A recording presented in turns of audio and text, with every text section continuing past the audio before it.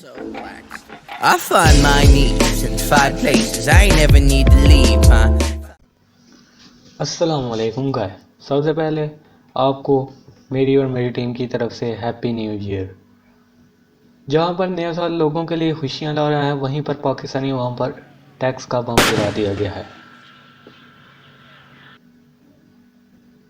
جہاں صاحب نے پاکستان میں موبائل فیکٹریز تو لگوا لی ہیں، لیکن ان فیکٹریز کا پاکستانی عوام کو کوئی فائدہ نہیں ہو رہا، اور وہ الٹ خان صاحب کو کہہ رہے ہیں کہ خان صاحب تو سی گریٹ ہو. فائنلی سال کے شروع ہی میں پاکستانی گورنمنٹ نے پارلیمنٹ میں منی بجٹ پیش کر دیا ہے. یہ بجٹ ابھی تک اپروو نہیں ہوا، لیکن چند ہی آنے والے دنوں میں یہ اپروو بھی ہو سکتا ہے. اس میں 17% الیکٹرانکس اور دوسری ضرورت کی اشیاء پر ٹیکس لگ چکا ہے، جو کہ کسی ایٹم بم سے تو بالکل ہی کم نہیں ہے.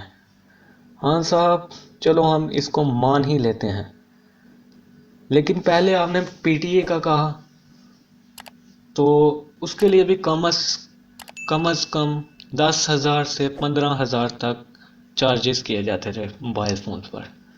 لیکن اب یہ 17% ٹیکس جو بڑھ چکا ہے، جو کہ پی ٹی اے کے ٹیکس سے علیحدہ ٹیکس ہے، یہ بھی تقریباً 6 سے 7,000 تو ہر موبائل کے اوپر ہوگا. آپ بتائیں، یہ تو سراسر عام آدمی سے موبائل چھیننے کی بات ہی تو ہوئی نا. ہم مانتے ہیں کہ آپ نے پاکستان میں ٹیک برانڈز، موبائل کمپنیز کو لایا، ان کے مینوفیکچرنگ یونٹس پاکستان میں لگے، لیکن اس سے عام آدمی کو کوئی فائدہ نہیں ہو رہا. لیکن کم از کم آپ کو ان فیکٹریز کو تو ریلیکس دینی چاہیے جو کہ پاکستان میں بیٹھ کر مینوفیکچرنگ کر رہی ہیں، موبائل بنا رہی ہیں. آپ ریلیکس دے رہے ہیں، یہ نہیں کہتے کہ ریلیکس دے رہے ہیں آپ. ٹیکس کے اندر ریلیکس ہے. $200 تک کے موبائل کو بالکل ریلیکس ہے، کوئی ٹیکس نہیں. لیکن آپ دیکھ تو سکتے ہیں $200 کا موبائل پاکستان میں کتنے کا بن جائے گا؟ 30 سے 35 ہزار. کون سا موبائل 30 سے 35 ہزار کے اندر؟ لیکن اگر $200 سے زیادہ کا موبائل ہوگا، $300 $500، تو اس پر اسی طرح چارجز بڑھتے جائیں گے. اور یاد رہے کہ یہ ٹیکس نہ تو موبائل ریٹیلر پے کرے گا اور نہ ہی موبائل کمپنی پے کرے گی. یہ GST ٹیکس ہے جو کہ صرف موبائل کو پرچیز کرنے والا ہی پے کرے گا.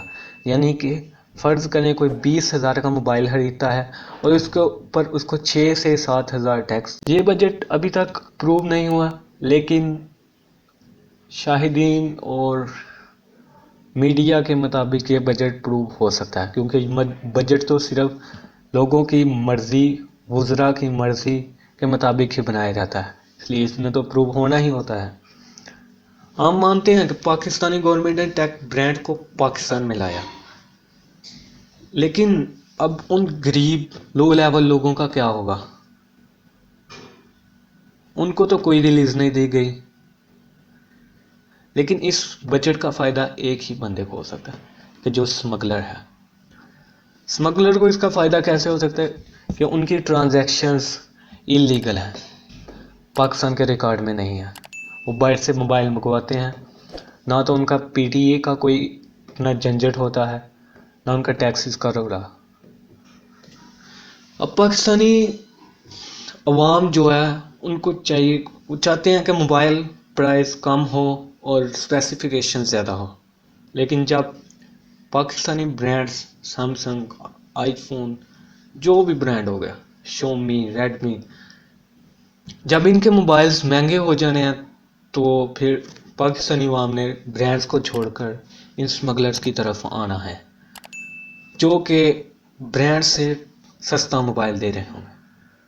لیکن اس سے یہ نقصان ہو سکتا ہے کہ پاکستان کی گورنمنٹ کو ایک زبردست دھچکا لگے گا، کیونکہ نہ تو ان کی رسیدز پوری ہوتی ہیں، نہ ان کے ٹیکسز پورے ہوتے ہیں. اور ہم مانتے ہیں کہ آپ نے IMF کا قرضہ دینا، لیکن سارا قرضہ تو اب موبائلز، ٹیکنالوجی وغیرہ کے اندر سے تھوڑا نکالنا ہے. میرے حساب سے یہ ٹیکس، پی ٹی اے کے بعد یہ ٹیکس دینا تو بالکل ایک بوجھ ہے موبائل خریدنے والے پر. یہ تھا میرا اوپینین، اور آپ کو کیا لگتا ہے کمنٹ سیکشن میں ضرور بتائیے گا.